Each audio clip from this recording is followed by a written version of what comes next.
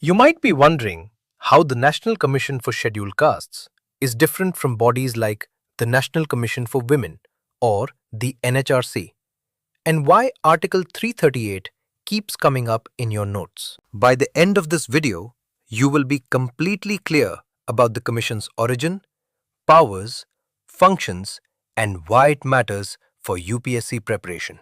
Think of the Commission as a constitutional watchdog, created to protect the rights and interests of scheduled castes, and Article 338 is its constitutional home. First, we will trace its evolution so you can remember the sequence easily.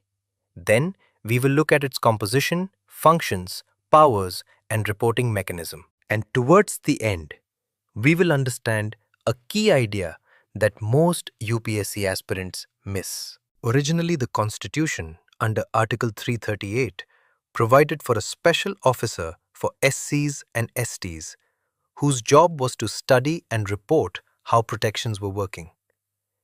Over time, this single officer role expanded. In 1978, a non-statutory multi-member commission was created, and later, in 1987, its functions and name were modified by government resolution. The big constitutional change came with the 65th Amendment Act of 1990, which replaced the single special officer with a high-level, multi-member National Commission for SCs and STs. Then the 89th Amendment Act of 2003 split this combined commission into two separate constitutional bodies, one for scheduled castes under Article 338 and one for scheduled tribes under Article 338A.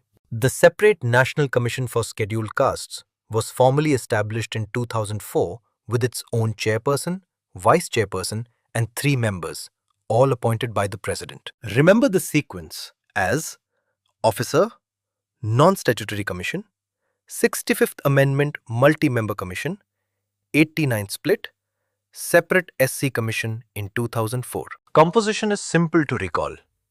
A chairperson, a vice chairperson, and 3 other members appointed by the President, serving terms set by the President, usually 3 years. Note the exam fact. Members serve for 3 years and cannot hold office for more than 2 terms. That's a likely factual recall question in prelims or mains. Now, what does the Commission actually do? Its functions are practical and exam-friendly.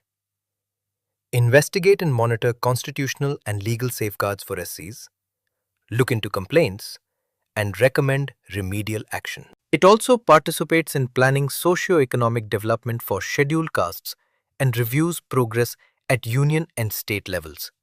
So its role is both protective and developmental. The Commission submits an annual report to the President and can submit additional reports as needed.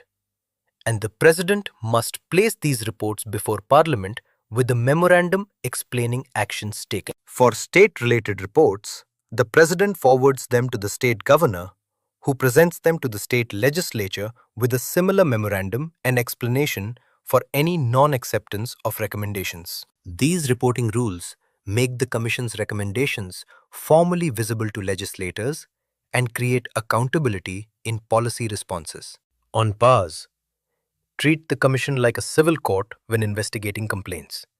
It can summon people, require documents, accept affidavits, and examine witnesses and public records. That civil court-like authority is a powerful tool for enforcement and investigation, which you should highlight in answers to show the Commission's teeth, not just its advisory role. The central and state governments must consult the Commission on major policies affecting scheduled castes, which means its inputs can shape law and policy at high levels. Also remember the historical detail. The Commission used to have duties towards OBCs until the 102nd Amendment of 2018 removed that responsibility. A neat amendment to function link for mains answers. A quick analogy may help. Think of the Commission as both a doctor diagnosing rights violations and a policy advisor prescribing corrective medicine to governments. For UPSC, this topic appears in GS Paper 2 under Polity and Governance, and often in questions testing your grasp of article numbers, amendment impacts, and institutional powers. When answering mains, link the Commission's powers with actual enforcement examples and discuss the limits of its recommendations versus enforceable orders to score higher. To recap briefly, Article 338 creates the Commission. Evolution moved through the 65th and 89th Amendments. Composition is 5 members appointed by the President for 3 years, and functions include investigation, advice, reporting, and civil court-like powers. You're now equipped to write a crisp answer or tackle a prelims fact. Just remember the timeline and the 3 pillars: composition, functions, and powers. Keep practicing connecting amendments to institutional changes, and you'll find these topics become easy to recall under exam pressure. If you want a quick checklist or a mind map for revision, continue with EduRev, where you'll find structured notes and practice questions tailored for UPSC prep.